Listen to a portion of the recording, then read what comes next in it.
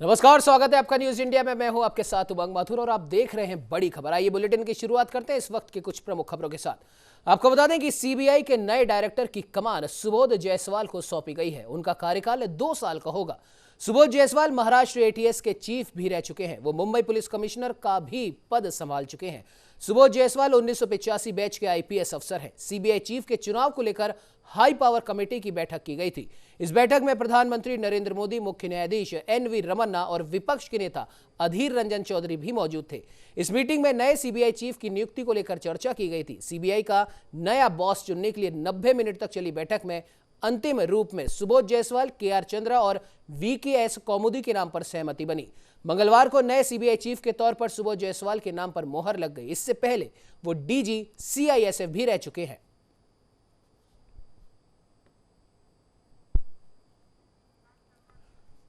तो वहीं इस खबर पर ज्यादा जानकारी के लिए दिल्ली से ब्यूरो चीफ प्रशांत शर्मा हमारे साथ फोन लाइन पर जुड़ चुके हैं। प्रशांत, जानना चाहेंगे कि 3 नामों को लेकर उस मीटिंग में चर्चा हुई और आखिर में सुबोध जायसवाल जी के नाम पर मोहर लग गई, और क्या कुछ जानकारी है प्रशांत इस खबर को लेकर? जी देखिए उमंग, मैं आपको बताना चाहूंगा कि महाराष्ट्र कैडर के ये 1985 बैच के आईपीएस हैं और अभी प्रतिनियुक्ति पर दिल्ली में है। सीआईएसएफ के डीजी हैं। और देखिए पहले जो 2 नाम सामने आ रहे थे, राकेश अस्थाना और वाईसी मोदी, उनका नाम जब दौड़ से बाहर हुआ, जब सीजेआई एनवी रमन्ना ने कहा कि 6 माह से कम का कार्यकाल जिनका है उनकी सीबीआई के प्रमुख के तौर पर नियुक्ति न की जाए, ये ऐसा नियम है, इसलिए उन्हें पैनल से बाहर किया जाए। उसके बाद अचानक से सुबोध जायसवाल का नाम तेजी से आगे बढ़ता है और इनके नाम पर सब मोहर लगा देते हैं। और देखिए जो महाराष्ट्र में इनका अनुभव है, चाहे तेलगी घोटाले से जांच का मामला हो या वहां पे इनका जो आतंकवाद विरोधी दस्ते में शामिल रहकर रिसर्च और एनालिसिस विंग में लगभग 1 दशक का कार्यकाल हो, तो निश्चित रूप में महाराष्ट्र में इनका बहुत बड़ा कार्यकाल रहा है और कहीं ना कहीं भाजपा से इनकी नजदीकी मानी जाती है। आप देखिए देवेंद्र फडणवीस जब मुख्यमंत्री बने थे महाराष्ट्र में, तो उसके बाद 2018 में इनको वापस लाया गया और मुंबई पुलिस आयुक्त के रूप में नियुक्ति मिली और मुंबई पुलिस आयुक्त के रूप में इनका बहुत अच्छा कार्यकाल रहा। और देखिए महाराष्ट्र में मुंबई पुलिस कमिश्नर एक बहुत बड़ी पोस्ट मानी जाती है। उसके बाद महाराष्ट्र के डीजी का भी इन्होंने कार्यकाल संभाला और जब महाराष्ट्र में भाजपा की सरकार नहीं रही तो उसके बाद एक केंद्र में आगे प्रतिनियुक्ति पे और सीआईएसएफ के डीजी के रूप में सेवा दे रहे थे। जी उमंग। जी बिल्कुल। और प्रशांत, जानना चाहेंगे आपसे कि जिस मीटिंग में ये चर्चा की गई, इनके नाम पर सहमति बनी, हालांकि उससे इस खबर का कोई लेना नहीं है, लेकिन फिर भी आपसे जानना चाहेंगे, विपक्ष के नेता के तौर पर अधीर रंजन चौधरी भी इस मीटिंग में शामिल थे। क्या ये एक प्रक्रिया का हिस्सा है प्रशांत? जी बिल्कुल, ये एक प्रक्रिया का हिस्सा होता है। जब कोई बड़े नियुक्तियां होती हैं, चाहे वो सीबीआई चीफ हो, देश के चीफ जस्टिस हो, उसमें विपक्ष के प्रमुख नेता के रूप में एक व्यक्ति की एंट्री होती है। सदस्य के रूप में वो नॉमिनेट होता है, चाहे तो वो विपक्ष का नेता हो। लेकिन विपक्ष का नेता अभी देश में कोई नहीं है, तो जो दल सबसे ज्यादा बड़ा होता है या प्रमुख विपक्षी दल है अभी, उसका जो संसदीय दल का नेता है, तो कांग्रेस अभी सबसे बड़े विपक्षी दल के रूप में संसद में है और लोकसभा में जो उनके नेता हैं वो अधीर रंजन चौधरी, तो वो इस हैसियत से इस बैठक में बैठे थे। और ये एक संसदीय परिपाटी है, इस देश के लोकतंत्र का नियम है कि विपक्षी दल के नेताओं को भी ऐसे चयन समिति का सदस्य बनाया जाता है। जी उमंग। जी बिल्कुल प्रशांत, एक सवाल और है कि इस पद की दौड़ में सबसे आगे अगर कहा जा रहा है कि वाईसी मोदी और राकेश अस्थाना का नाम चल रहा था, फिर क्या वजह रही कि सुबोध जायसवाल को इस पद के लिए चुना गया? जी देखिए, एक रूल था कि वो उनका रिटायरमेंट दोनों का इसी साल होना है, यानी कि 6 माह से भी कम का उनका कार्यकाल बचा था, इसलिए उनकी नियुक्ति इस पद पर नहीं की जा सकती थी। ये एक रूल था, लेकिन फिर भी कहीं ना कहीं लग रहा था कि केंद्र सरकार उनके लिए ये रूल तोड़ सकती है, उन्हें बना सकती है। लेकिन जब मुख्य न्यायाधीश सुप्रीम कोर्ट के एनवी रमन्ना ने उस पैनल में बैठ के कहा कि 6 माह से कम का जो कार्यकाल है जिनका, उन्हें इसमें नियुक्ति ना दी जाए, ये रूल के खिलाफ होगा, तो उसके बाद वो उन दोनों का नाम इस नियम से हट गया, क्योंकि उन दोनों का जो कार्यकाल है अभी 6 माह से भी कम का रह जाता है। एक तो अगस्त में रिटायर होने वाले और दूसरे सितंबर अक्टूबर के बीच रिटायर होने वाले थे। जी उमंग। जी बिल्कुल प्रशांत, इस खबर पे तमाम जानकारी देने के लिए आपका बहुत बहुत धन्यवाद।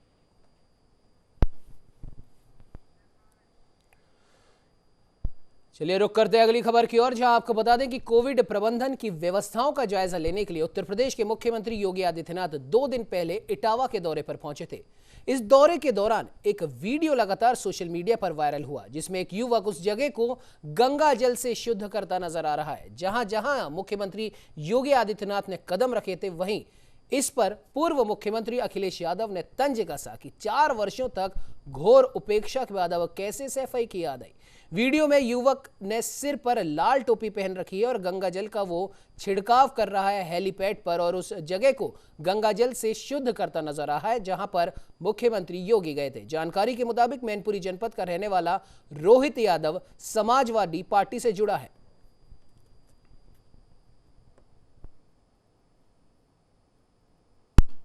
हमने सफाई में जो हेलीपैड बना हुआ है यहाँ पे भी गंगा जल का छिड़काव किया है और सफाई पैरामेडिकल के आसपास क्षेत्र में भी, और जहाँ जहाँ योगी जी महाराज गए हुए हैं वहाँ सभी जगह को हमने गंगा जल से छिड़काव किया है। तो इस खबर पर ज्यादा जानकारी के लिए उत्तर प्रदेश से ब्यूरो चीफ विवेक तिवारी हमारे साथ में जुड़ चुके हैं। विवेक जी, जानना चाहेंगे ये किस प्रकार का ये व्यवहार उस युवक के द्वारा किया गया, और जाहिर सी बात है कि किसी भी पार्टी का कार्यकर्ता अपने स्वविवेक से इतना बड़ा फैसला नहीं ले सकता, क्या कहना चाहेंगे? जी बिल्कुल, ये अजीब तरह की सियासत है। राजनीति होनी चाहिए लेकिन नीतियों में शुद्धता भी होनी चाहिए। उमंग जी 22 मई को मुख्यमंत्री इटावा गए थे, जो यादव परिवार का गढ़ माना जाता है, और उनके जो गांव है सैफई, वहां पर एक मेडिकल कॉलेज भी है, जो कोविड हॉस्पिटल भी है। वहां पर मुख्यमंत्री गए थे, वहां पर मरीजों से वो मिले, और इसके बाद वहां के जो समाजवादी पार्टी के कार्यकर्ता है, रोहित नाम का कार्यकर्ता, उसने उन जगहों पर गंगा जल छिड़का जहां पर मुख्यमंत्री योगी आदित्यनाथ गए हुए थे। निश्चित रूप से सैफई, जैसा कि मैंने बताया, यादव परिवार का गढ़ है, उनका गांव है, मुख्यमंत्री रहे अखिलेश यादव का गांव है, मुलायम सिंह यादव का गांव है। तो वहां का कोई भी कार्यकर्ता अपनी मर्जी से ये सब काम नहीं कर सकता, कहीं ना कहीं उसको ऊपर से इशारा जरूर मिला होगा। ये अजीब तरह की राजनीति है। उत्तर प्रदेश में इस तरह की राजनीति की कभी मान्यता रही नहीं, ना ही लोगों ने इसे पसंद किया है। समाजवादी पार्टी को इस तरह के जो सियासी शिगुफे हैं, इनसे बाहर आना चाहिए और इसके बजाय कुछ ऐसी राजनीति करनी चाहिए विपक्ष की, जिससे कि उसकी पार्टी को, उसके लोगों को, उसके कार्यकर्ताओं को थोड़ा लाभ मिले। इस तरह की कोरोना की परिस्थिति में जहां मुख्यमंत्री 26 दिनों में पूरे उत्तर प्रदेश के सभी 18 मंडलों का दौरा कर रहे हैं, दौड़ रहे हैं, लोगों से मिल रहे हैं, चीजों को ठीक करने की कोशिश कर रहे हैं और उसके अच्छे परिणाम भी देखने को मिल रहे हैं। ऐसे में समाजवादी पार्टी के कार्यकर्ता के द्वारा किया गया ये स्टंट किसी भी तरह से इसको मान्यता नहीं दी जा सकती है और इसकी चारों तरफ इसकी आलोचना हो रही है। जी बिल्कुल। और विवेक जी, जिस युवक ने इस कार्य को अंजाम दिया है, उसने अपने बयान में कहा है कि 2017 में जब मुख्यमंत्री योगी आदित्यनाथ ने कमान संभाली थी, तब मुख्यमंत्री अखिलेश यादव के कालिदास मार्ग पर बने सरकारी बंगले का गंगा जल और गौमूत्र से शुद्धिकरण किया था। तो उसका कहना है कि मुख्यमंत्री का यह व्यवहार उसे गवारा नहीं था और इसलिए उसने आज उस चीज का बदला लिया है। क्या कहना चाहेंगे विवेक जी? देखिए, मुख्यमंत्री योगी आदित्यनाथ जब 2017 में चीफ मिनिस्टर बने थे, जाहिर बात है वो संत हैं, महात्मा हैं और एक विशेष तरह की जो परंपरा होती है सनातनी, उससे वो आए हैं और जहां भी वो जाते हैं, जहां पर वो स्थापना करते हैं, जहां पर उन्हें रहना होता है, तो उसकी पूजा पाठ वो उन्होंने पूरी बात नहीं बताई। खाली गंगा जल या गोमूत्र से छिड़काव ही नहीं, वहां पर पूजा भी हुई थी, स्थापना भी हुई थी, मंदिर भी एक छोटा सा योगी आदित्यनाथ ने बनवाया था। ये पूरा कार्यक्रम हुआ था। तो वो उनके काम करने का तरीका है। वो जहां पर अगर जाते हैं, किसी नए मकान में कोई जाता है रहने के लिए, तो जिस तरह की धर्म पद्धति से आता है उसका कहीं ना कहीं अनुसरण करता है। एक हिंदू परंपरा में इस बात की मान्यता है कि कोई नई जगह पर अगर कोई व्यक्ति जाता है तो वहां पर मंदिर की स्थापना करते हैं, गंगा जल से छिड़काव करते हैं, पूजा पाठ होती है, फिर उसके बाद वहां पर काम धाम संभालते हैं। ये एक साधारण सी परंपरा है। इसका जवाब इस तरह से दिया जाना कतई उचित नहीं है। दोनों बातें अलग अलग हैं। जी बिल्कुल विवेक जी। और जानना चाहेंगे कि इस पूरे कृत्य पर क्या समाजवादी पार्टी के किसी भी वरिष्ठ नेता का या फिर अखिलेश यादव का कोई बयान यहां पर सामने आया? जी नहीं, अखिलेश यादव का कोई बयान नहीं आता है। वो इस तरह के मामलों में चुप्पी साध लेते हैं, सिर्फ कार्यकर्ताओं को इशारा ही बहुत होता है। अगर ऐसा नहीं है कि अखिलेश यादव के संज्ञान में ये पूरा मामला नहीं हो, सैफई का ये पूरा मामला है, जाहिर बात उनके संज्ञान में होगा। अगर उनको ये अनुचित लगता तो जरूर इस पर कोई ना कोई कार्रवाई करते या कोई ना कोई टिप्पणी जरूर करते। उन्होंने बिल्कुल चुप्पी साध ली है और मौन रहने का भी कहीं ना कहीं मतलब यही होता है कि इस कार्य में, पूरे कार्य में उनकी कहीं ना कहीं सहमति जरूर है। जी बिल्कुल विवेक जी। एक आखिरी सवाल आपसे ये है कि जहां पर पूरा विश्व इस कोरोना रूपी महादैत्य से मुकाबला कर रहा है, भारत इससे अछूता नहीं है। और उत्तर प्रदेश की अगर बात करें तो मुख्यमंत्री योगी आदित्यनाथ खुद कोरोना से पीड़ित हुए थे और ठीक होने के बाद में वो खुद एक एक जिले का दौरा कर रहे हैं और वहां पर कोविड अस्पताल में भी जा रहे हैं, कोविड वार्ड के अंदर भी कई जगह उन्हें देखा गया है। और ऐसे में जब एक मुख्यमंत्री, ठीक है वो एक ऐसी पार्टी से आते हैं जिसका आप विरोध करते हैं, वो एक अलग बात हो सकती है। लेकिन इस समय में मुख्यमंत्री के द्वारा जिस प्रकार से दौरे किए जा रहे हैं, जब हर एक व्यक्ति अपने अपने घर के अंदर कैद है, कोविड वार्ड तो छोड़िए, कोविड अस्पताल के आसपास भी जाना इस समय कोई पसंद नहीं कर रहा है, ऐसे में मुख्यमंत्री जब तमाम जिलों के दौरे कर रहे हैं तो इसकी तो तारीफ होनी चाहिए, ना कि इस प्रकार के कृत्य होने चाहिए। तो राजनीति का ये कौन सा रूप कोविड के चक्कर में हमें देखने को मिल रहा है, विवेक जी? देखिए उमंग जी, मुख्यमंत्री वहां पर कोई सियासी रैली करने नहीं गए थे, कोई उन्होंने वहां राजनीतिक प्रेस कॉन्फ्रेंस नहीं की। वो वहां पर एक समीक्षा करने गए थे, जो इलाज चल रहा है कैसा चल रहा है इस बात की जानकारी लेने के लिए गए थे, और सभी जगह पे जा रहे हैं। उन्होंने वहां पर कोई पब्लिक मीटिंग नहीं की, कोई चुनाव प्रचार करने नहीं गए थे।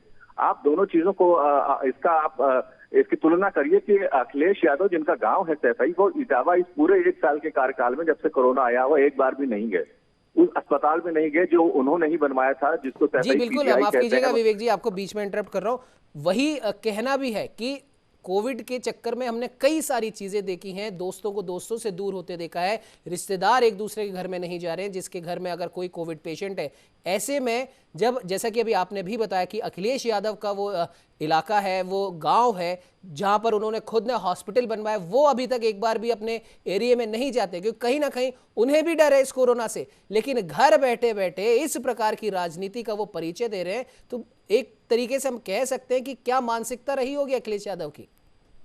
जी बिल्कुल, यही मैं कहना चाह रहा हूं कि आप वहां पर जब जाना होता है, जरूरी होता है, जब लोगों को संबल की आवश्यकता होती है, आपके ढांढस की आवश्यकता होती है, तब तो आप वहां पर जाते नहीं हैं। और अगर कोई मुख्यमंत्री वहां पर एक मुख्यमंत्री की हैसियत से वहां पर जाकर अपना काम कर रहा है, अपने फर्ज को अंजाम दे रहा है, तो उसके जाने के बाद इस तरह की राजनीति करवाते हैं, तो ये अजीबोगरीब सियासत है। समाजवादी पार्टी के लोग एक स्वाभाविक विपक्ष के तौर पर मानते हैं उत्तर प्रदेश में, लेकिन इस तरह की जो कार्यशैली है, राजनीति का ये जो तरीका है, इसको कहीं से लोग पसंद नहीं करते। कभी भी उत्तर प्रदेश में इस तरह की राजनीति को पसंद नहीं किया गया। अखिलेश यादव को ये बात अच्छे से समझनी चाहिए।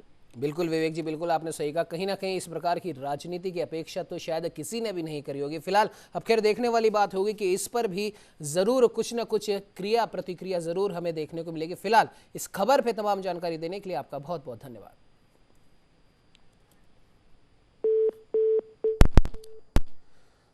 चलिए बढ़ते हैं अगली खबर की ओर। आपको बता दें कि सनातन धर्म में वैशाख पूर्णिमा के पर्व का विशेष महत्व है और आज पूरे देश में वैशाख पूर्णिमा, या फिर यूं कहें कि बुद्ध पूर्णिमा या फिर सिद्धि विनायक पूर्णिमा व सत्य विनायक पूर्णिमा भी मनाई जा रही है। आज के दिन गंगा नदी में स्नान का विशेष महत्व है और इसी उपलक्ष्य में प्रयागराज समेत तमाम शहरों में लोग गंगा नदी में स्नान कर रहे हैं, आस्था की डुबकी लगा रहे हैं। प्रयागराज के संगम तट पर सुबह से ही श्रद्धालु यहां स्नान के लिए पहुंचे। कोरोना की दूसरी लहर के बीच भी लोग मां गंगा में आस्था के चलते यहां स्नान व दान करने पहुंचे। लोगों ने मां गंगा से कोरोना की इस आपदा को खत्म करने की प्रार्थना की। हालांकि बुद्ध पूर्णिमा पर कोरोना का साया तस्वीरों में आसानी से देखा जा सकता है।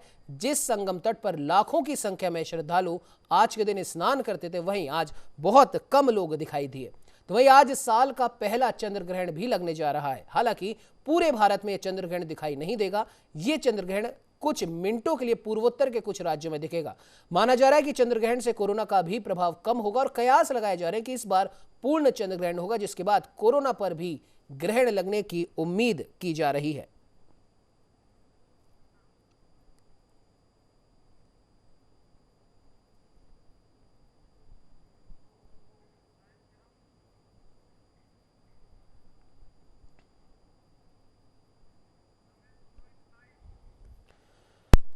वहीं इस खबर पर ज्यादा जानकारी के लिए हमारे साथ में राजधानी जयपुर से वरिष्ठ संवाददाता रमेश पुरोहित लाइव हमारे साथ जुड़ चुके। रमेश जी, जानना चाहेंगे, एक तो आज बुद्ध पूर्णिमा का पावन अवसर है और दूसरा साल का पहला चंद्र ग्रहण भी आज लग रहा है।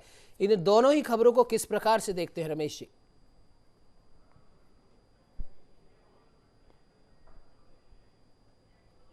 उमंग जी, भारतीय संस्कृति की एक खास विशेषता है, बात है कि हम हर पर्व को उत्साह और उमंग के साथ में मनाते हैं।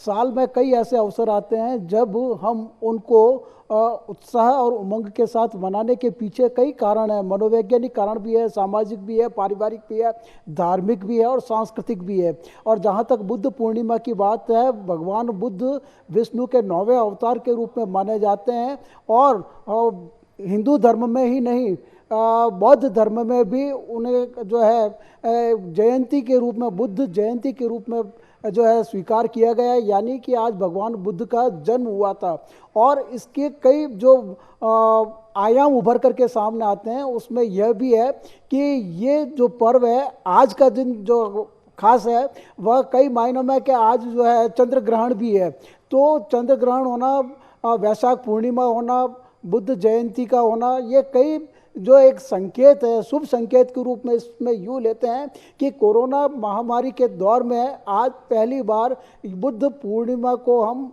जो है एक कंट्रोल वे में, एक अनुशासन के रूप में मना रहे हैं। अन्यथा देखा यह जाता है कि बुद्ध पूर्णिमा को जो है गंगा में स्नान होते हैं, बड़ी संख्या में जो श्रद्धालु है जो नदियों में या जो पवित्र जो तीर्थ स्थल होता है वहाँ जाते हैं, दान पुण्य करते हैं, स्नान करते हैं, पूजा अर्चना करते हैं।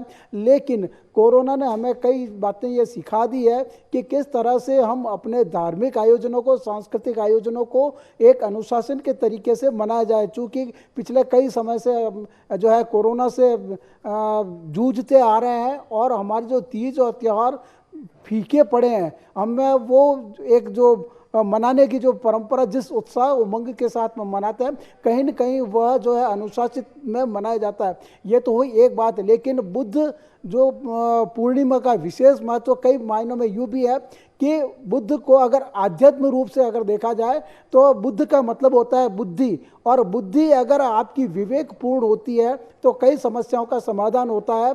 मतलब कि जो चुनौतियां एक मानव के जीवन में आती है, चाहे वह आर्थिक हो, सामाजिक हो या पारिवारिक हो, कैसे भी हो, अगर विवेकपूर्ण तरीके से अगर उनका समाधान किया जाए, निर्णय किया जाए, तो वह बुद्धि की परिपक्व स्थिति होती है, ऑप्टिमम जो लेवल होता है बुद्धि की, और वही बुद्ध कहलाता है। तो बुद्ध और बुद्धि, इन दोनों के बीच में कोरिलेट करके अगर हम देखें और समझें तो कई मायने हर व्यक्ति के जीवन में इस तरह के अवसर आते हैं। ये तो हुई एक बात। लेकिन बुद्ध का अगर राजनीतिक अगर दृष्टिकोण से देखें, कूटनीतिक दृष्टिकोण से देखें, तो अटल बिहारी वाजपेयी जब पहली बार सत्ता में आए थे, केंद्र में सरकार बनाई थी, तब बुद्ध पूर्णिमा के दिन ही उन्होंने जो है पोखरण में जो परमाणु विस्फोट हुआ था, तब एक कोड वर्ड में कहा गया था कि बुद्ध मुस्कुराए। इसका मतलब यह है कि बुद्ध का, भगवान बुद्ध का हमारे जीवन में कितना जो है महत्व है। तीसरा ये कि अवतार पुरुष के रूप में अगर हम बात करते हैं तो अवतार वो होते हैं जो कि कहना चाहिए कि जब जब भी धर्म की ग्लानि होती है, मतलब कि जब जब धर्म की हानि होती है, तो इस तरह के अवतार पुरुष जो है अवतार लेते हैं, ऐसे महापुरुष अवतार लेते हैं और वे धर्म की जो एक बेसिक जो व्याख्या होती है उसके जो है जानकारी देते हैं, लोगों को बताते हैं। कभी कभी ऐसा भी होता है कि एक लंबे समय के रहते धर्म में जो विचलन पैदा हो जाता है या उसमें जो है समस्याएं पैदा होती है कार्य और व्यवहार में, सोचने विचारने में, तब ऐसे अवतार पुरुष आते हैं और धर्म की पुनर्व्याख्या करते हुए लोगों को उसके मार्ग पर चलने का एक संदेश देते हैं। जैसा कि भगवान राम है, भगवान कृष्ण है, भगवान महावीर है, भगवान बुद्ध है, आचार्य शंकर है, विवेकानंद है। ये ऐसे महापुरुष है जो यदा यदा जो है धरती पर अवतरित होते हैं और धर्म का संदेश देते हैं, मतलब कि हमें क्या करना चाहिए और क्या नहीं करना चाहिए, इसका वो जो है एक क्या कहना चाहिए उसको एक जानकारी देते हैं। इसी लिहाज से बुद्ध, रमेश जी माफ कीजिएगा बीच में इंटरप्ट कर रहा हूँ, ये तो हुई बुद्ध पूर्णिमा की बात, और आज इस साल का पहला चंद्र ग्रहण भी, उस बारे में क्या कुछ कहना चाहेंगे?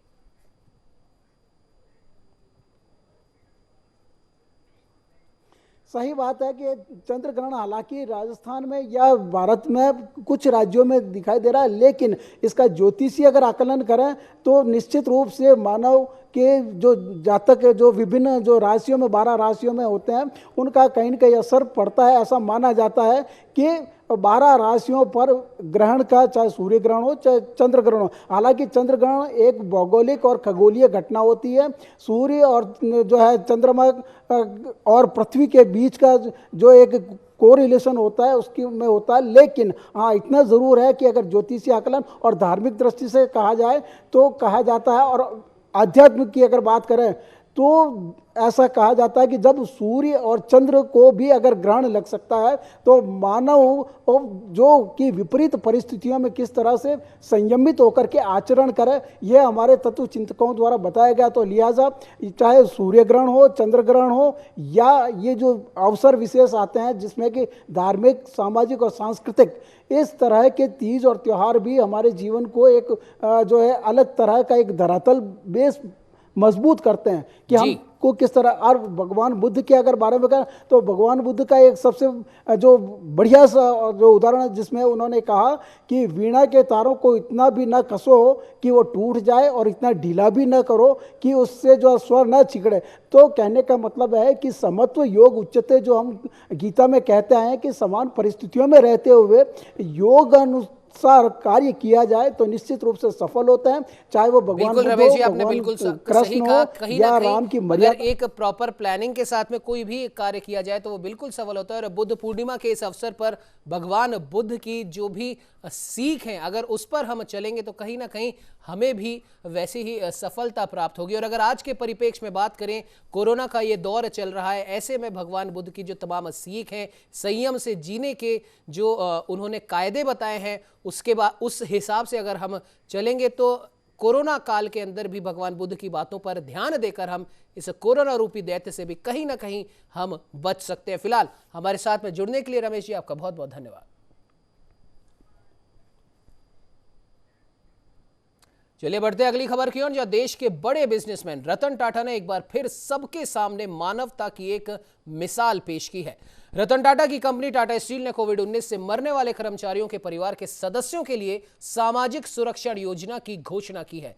टाटा स्टील ने ऐलान किया कि कंपनी कोरोना से जान गंवाने वाले कर्मचारियों के परिजनों को रिटायरमेंट यानी कि 60 साल की उम्र तक उनके आश्रितों को पूरी सैलरी देती रहेगी। सैलरी का यह अमाउंट मृत कर्मचारी की आखिरी सैलरी के बराबर होगा। और इसके साथ ही कंपनी ने यह भी बताया कि इन कर्मचारी के परिवारों को बच्चों की पढ़ाई, मेडिकल और आवास की सुविधाएं भी मिलती रहेंगी।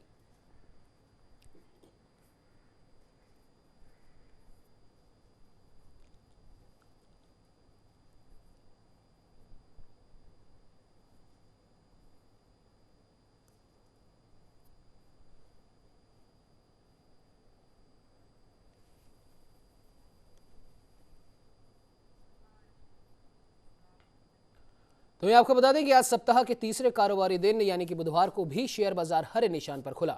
बॉम्बे स्टॉक एक्सचेंज का प्रमुख इंडेक्स सेंसेक्स 166.86 अंकों की तेजी के साथ 50,804 के स्तर पर खुला।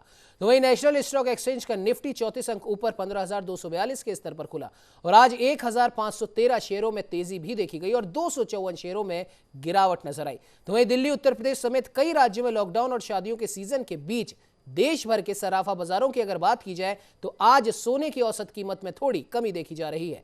24 कैरेट सोने की कीमत 136 रुपए में यहां पर देखा जा रहा है। तो वहीं आज चांदी सोमवार के मुकाबले मंगलवार को 127 रुपए प्रति किलो के हिसाब से सस्ती देखी जा रही है।